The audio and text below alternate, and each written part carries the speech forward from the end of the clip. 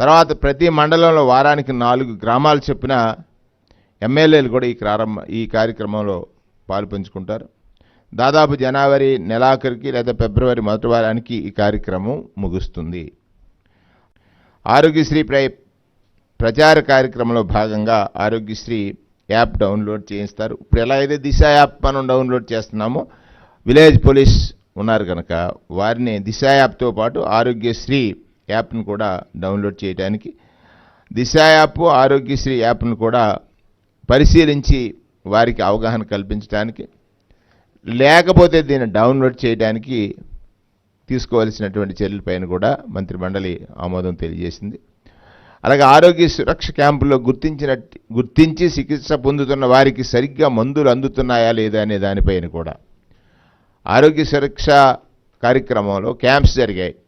అప్పుడు చికిత్స పొందిన వారికి మందులు అందుతున్నాయా లేదన్న దానిపైన కూడా పరిశీలన చేసి వారికి చేయూతను అందించేటువంటి కార్యక్రమం కూడా చేపట్టాలని, ఆరోగ్యశ్రీ కింద చికిత్స తీసుకుని తిరిగి డాక్టర్ చెకప్ కోసం వెళ్ళాలి అనిపిస్తే ఆరోగ్యశ్రీ కింద చికిత్స తీసుకున్న తర్వాత డాక్టర్ దగ్గరికి వెళ్ళాలంటే వారి రవాణా ఖర్చులకి 300 రూపాయలు చెల్లించేటువంటి విషయాన్ని కూడా మంత్రిమండలి ఆమోదం తెలియజేసింది.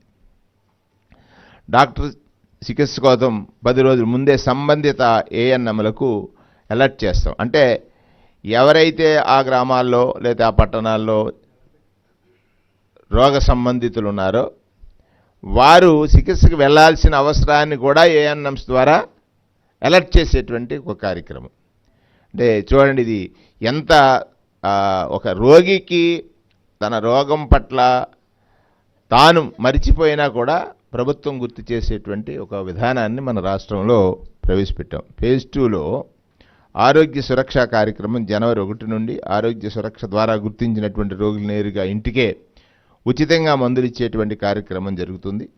విలేజ్ క్లినిక్స్కి చేరవేసిన తర్వాత, అంటే వీటిని పోస్టల్ డిపార్ట్మెంట్స్తో లింకప్ చేసి విలేజ్ క్లినిక్స్కి ఈ మందుల్ని చేరవేసి ఆ దీర్ఘకాలికమైనటువంటి జబ్బులతో ఎవరైతే ఉంటే వాళ్ళందరినీ కూడా మందులు ఇచ్చేటువంటి కార్యక్రమం, అవసరమైతే ఇండియన్ ఆన్లైన్లోనే ప్లేస్ చేసేటువంటి కార్యక్రమానికి కూడా మంత్రిమండలి ఆమోదం తెలియజేసింది.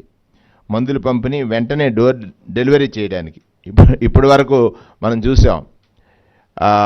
పెన్షన్ల పంపిణీ డోర్ డెలివరీ, రేషన్ పంపిణీ డోర్ డెలివరీ ఉంది. ఇవాళ ఆరోగ్యం బాగోలేని వారికి మందుల పంపిణీ డోర్ డెలివరీ చేసేటువంటి కార్యక్రమాన్ని కూడా ప్రభుత్వం తీసుకుందనేటువంటి, అంటే పేదవాడి జీవితం, దానికి పేదలకు కలిగేటువంటి ఆరోగ్య సమస్యలు, వాటిని పరిష్కరించడానికి ఆ పేదలు ఏదైనా అలసత్వం కానీ ఆలస్యం కానీ చేస్తే జరిగేటువంటి ప్రమాదాల నుంచి వారిని రక్షించడం కోసం వారికి మందులు సప్లై చేసేటువంటి కార్యక్రమాన్ని కూడా ఈ కార్యక్రమంలో తీసుకోవడం జరిగిపోయింది. మందులు అయిపోయిన తర్వాత వాళ్ళు ఎక్కడికి వెళ్ళక్కర్లేదు. వాళ్ళకి ఇండెంట్ ప్లేస్ చేసిన వెంటనే, యాప్లో ఇండెంట్ ప్లేస్ చేసిన వెంటనే వాళ్ళకి మళ్ళీ మందులు పంపిణీ కోసం పోస్టల్ డిపార్ట్మెంట్ ఆఫ్లైన్ చెప్పాను కదా ఇంతకుముందే. ఈ కార్యక్రమంలో సజావుగా సాగడం సమర్థమైనటువంటి ఎస్ఓపిని కూడా తయారు చేశారు. ఇచ్చే మందులు అత్యంత మందుల్లో మళ్ళీ నాణ్యతా ప్రమాణాలని చాలా చక్కగా పాటిస్తున్నాం. WHOకి సంబంధించిన GMP ప్రమాణాలు కలిగినటువంటి మందులు మాత్రమే అందించాలనేటువంటిది ప్రభుత్వం మంత్రిమండలి తీసుకున్నటువంటి నిర్ణయం. సూపర్ స్పెషాలిటీ సేవలు అందించేందుకు 4 లక్షల వరకు ఇవాళ ప్రభుత్వ ఆసుపత్రుల్లో వైద్యులకి సుమారు 4 లక్షల వరకు కూడా జీతాలు ఇచ్చి సూపర్ స్పెషాలిటీ డాక్టర్స్ని నియమించినటువంటి విధానం భారతదేశంలో ఎక్కడా లేదు. ఇది జగనన్న ప్రభుత్వంలో మాత్రమే ఉందని.